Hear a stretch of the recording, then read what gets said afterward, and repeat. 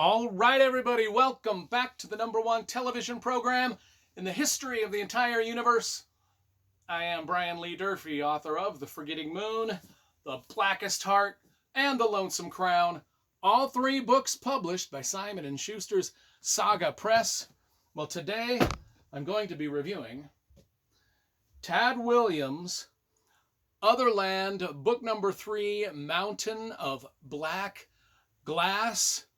I've reviewed the first two books in the series, City of Golden Shadow and River of Blue Fire. So if you want to watch those reviews before you watch this one, just type in my last name, Durfee, and Tad Williams' name, and those book reviews will magically appear upon your television screen.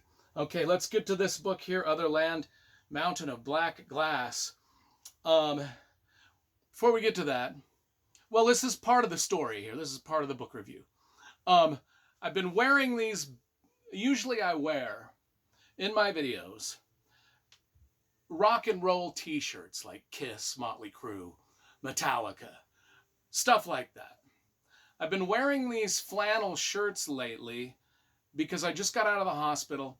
I still have some bandages and stuff that I can't really, that would look ridiculous in those tight rock and roll t-shirts. So I wear these. I've been wearing these same flannel shirts for the last few reviews I've done. People have commented, you got to change your shirt. You got to change your shirt. Well, that leads me into the first half of this book, which is, I read the first half of this book. Actually, I read a lot of Tad Williams books in the 5 months that I was in the hospital. I started the first half of this book, got halfway through. It was released from the hospital about 2.5 weeks ago. And I got home and I started reading other books. Well, I just decided to pick this one up again and finish it. So there's a bit of a hospital story, hospital theme between me and the Tad Williams books. I've got them all here behind me. Tad Williams novels really kept me alive while I was, kept me from being bored and kept me alive whilst I was in the hospital for those 5 months. But anyway, let's get to the book review itself. We'll start with the cover, because you know I love graphic design and cover art. A great cover illustration by Michael Whelan. I have the hardcover version here also, which is really snazzy. Just a beautiful book. It's got a nice spine. It's got a nice little portrait of the dude on the back. And you know, when the whole series is together on the shelf, it looks really good. We've got the first book here. I'll show you in the first book. You know, I consider Tad Williams a friend of mine. We've done some events together. We did a Comic-Con Write How to Get Published panel. If you want to watch that panel, we did a Comic-Con panel together. Just again, type in my last name, Durfee, Tad Williams, and that panel will come. Anyway, he signed my entire book collection. The man is just that cool. Anyway, let's talk about Mountain of Black Glass. Book number 3 in the Otherland series. It's spectacular. The whole series is spectacular. In fact, Tad Williams told me he's most proud of this than almost anything he's ever written. Every idea he ever wanted to put into a book, he put into these series. And the way he could do that was because the series is about virtual reality. His characters go on quests inside of virtual reality, which means they can kind of experience anything from being cartoon characters to being dungeon masters to being World War I soldiers. And at the very finale of this book, to reenact, all the characters kind of come together in a reenactment of the Battle for Troy. Some of the characters playing like Achilles. One of the characters is playing like Hector. One of the characters is playing, you know what I'm saying? They all kind of come together in this big epic battle of Troy in this virtual reality where the evil characters are there, the good characters are there, all the characters that are on all of these different quests that have happened through the first 3.5 books all convert. It's not spoilery to say that because I think it's mentioned on the back here. Anyway, so we've got a situation in these books where a group of rich evil men have created this place online called Otherland that where people can go and just live out their dreams in a virtual reality setting. And but the evil part of this is this virtual reality Otherland snares young children into it, and they get sucked into the virtual reality and they can't escape.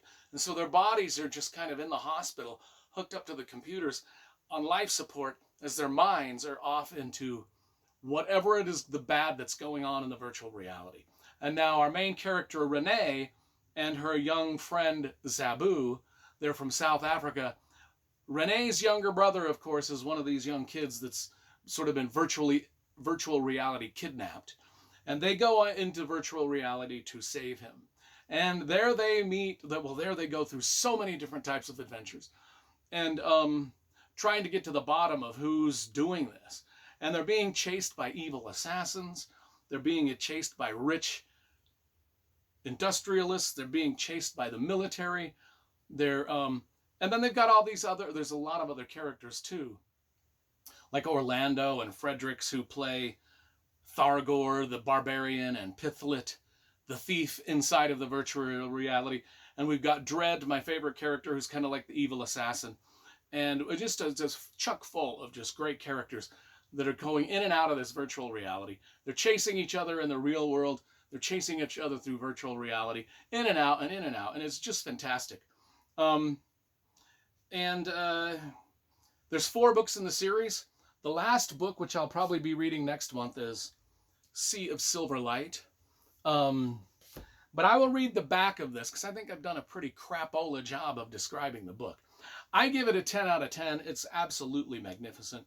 But I will read the back of it just so you can get a better idea of what this thing is about, without giving away spoilers to the first two books or this book. So, the Grail Brotherhood has built the most powerful, sophisticated simulation network imaginable. At the same time, they have manipulated and injured the minds of thousands of young children.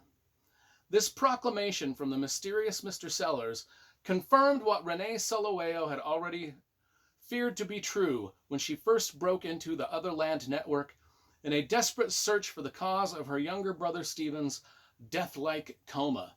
Now Renee and the bushman Zabu and their companions find themselves navigating a treacherous and ever-changing course, from a strangely unfinished land to a seemingly endless labyrinthine house, pursuing a psychopathic killer who has stolen one of their group. To Renee's despair, she is no closer to uncovering the secrets which could help save her younger brother's life, and now it appears that something may be very wrong with the Otherland network itself. Yeah, the thing is buggy. As Paul Jonas, Orlando, Renee, and the rest strive to reach Priam's walls in the heart of Troy, they know that their quest is running perilously short of time, for the Grail Brotherhood has finally set the date for the ceremony when they will make their bid for immortality and thereby seal the fate of Earth's children forever. But before Renee and her allies can hope to stop the Brotherhood, they must first solve the mysteries of Otherland itself and confront its darkest secret, an entity known only as the Other. Dun, dun, dun. Yeah, it's a magnificent, this is just fantastic. It's one of the most inventive stories of all time. I liken it a lot to Stephen King's Dark Tower series, where the characters are just going through an ever-changing landscape, and it's just like a fever dream acid trip the whole way through. That's what I get out of these books. They're some of my favorites. 10 out of 10 for book number 3, 10 out of 10 for book number 2, 10 out of 10 for book number 1, and we'll be reading book number 4 soon, which I imagine will get a 10 out of 10.